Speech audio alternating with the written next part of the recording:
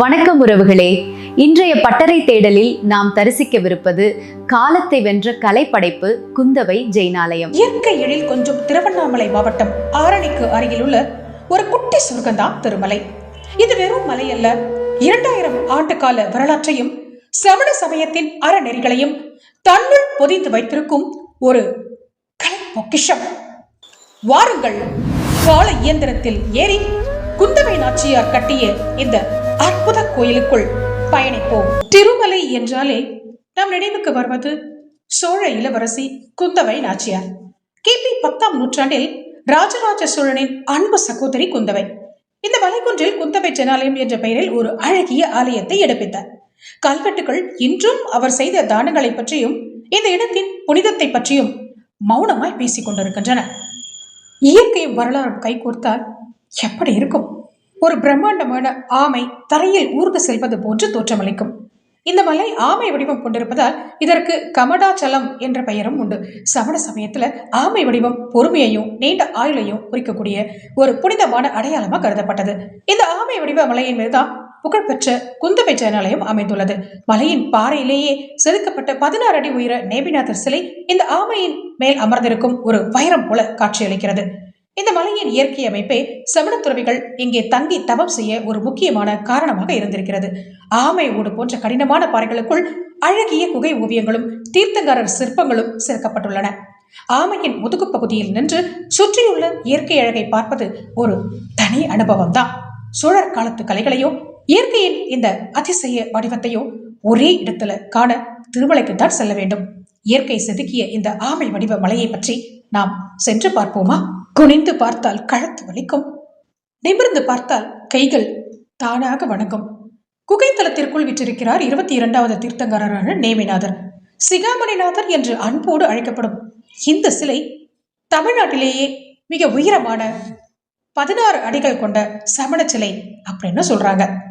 இந்த கம்பீர சிலையை காணும் போது மனதுக்குள்ள ஒரு இனம் புரியாத அமைதி வருவதை நம்மளால நேரடியா உணர முடியுது. இந்த நேமிநாதர் சிலை சுமார் 16 அடி உயரம் கொண்டது. இது செதுக்கி வைக்கப்பட்ட சிலை அல்ல, மலையின் பாறையிலேயே செதுக்கப்பட்ட புடைப்பு சிற்பமா சொல்றாங்க. சமண சமயத்தின் 22வது தீர்த்தங்காரரான நேமிநாதர் நின்ற நிலையில் காட்சியளிக்கிறார்.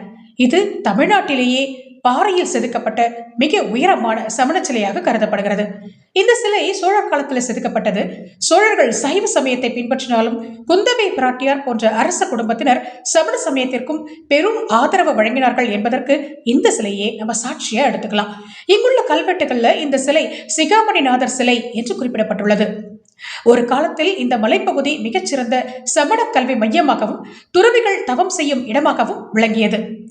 கிட்டத்தட்ட 8000 சமண துறவிகள் இங்கு தங்கி மாணவர்களுக்கு கல்வி போதித்துள்ளனர் என்று கல்வெட்டுகள் கூறுகின்றன.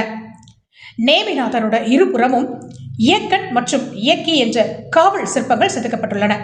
மலையின் உச்சியில் ஒரு குகை போன்ற அமைப்பில் இந்த சிலை அமைந்துள்ளதால் காலப்போக்கில் இயற்கை சீற்றங்களால் பாதிக்கப்படாமல் இன்றும் கம்பீரமாக தத்ரூபமாக காட்சியளிக்கிறது. கற்கள் கவிதை பாடும் திருமலை கலை, கலாச்சாரம், அமைதி மூன்றையும் ஒரே இடத்தில் தேடுபவர்களுக்கு இதுவே சிறந்த இலக்கு.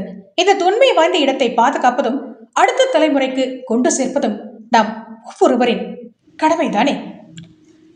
இங்குள்ள குகை கோயில்கள் ஒரு கலைக்களஞ்சியம்.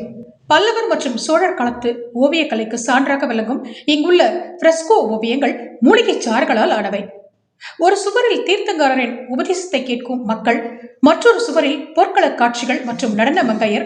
1000 ஆண்டுகள் கடந்தும் இந்த நிறங்கள் இன்னும் உயிர்ப்புடன் இருப்பது நம் முன்னோர்களின் அறிவியலுக்கு சான்று என்றுதான் கூற வேண்டும். இங்குள்ள 50க்கும் மேற்பட்ட கல்வெட்டுகள் குந்தவை நாச்சியார் வழங்கிய கொடைகளை பற்றி மட்டுமல்ல, இங்கு வாழ்ந்த சமண முனிவர்களின் தவம் பற்றியும் பேசுகின்றன.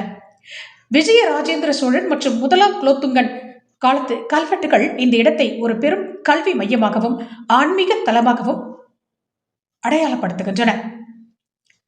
தீர்த்தங்கரர்களுக்கு தொண்டு செய்யும் தர்மதேவி அம்பிகையின் சன்னதி இங்கு மிகவும் விசேஷம். குழந்தை வரம் வேண்டுபவர்களும் கல்வி சிறக்க விரும்புபவர்களும் இந்த அன்னையை வேண்டி பயன்பெறுகிறார்கள். மலையடிவாரத்தில் உள்ள அரகத்தகிரி சமண மடம் இன்றும் இந்த தர்மத்தை போற்றி பாதுகாத்து வருகிறது. இங்குள்ள குகை கோயிலின் கூரைகளில் தீட்டப்பட்டுள்ள ஓவியங்கள் உங்களை வியப்பின் எல்லைக்கு அழைத்துச் செல்லும்.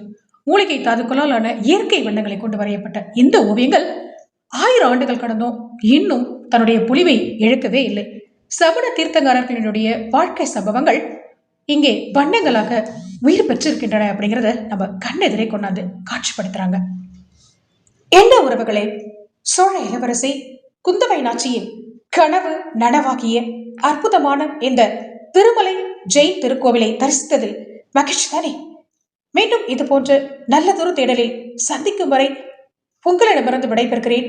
உங்கள் விளைப்பட்டறை முனைவர் இளவரசி. நன்றி, வணக்கம்.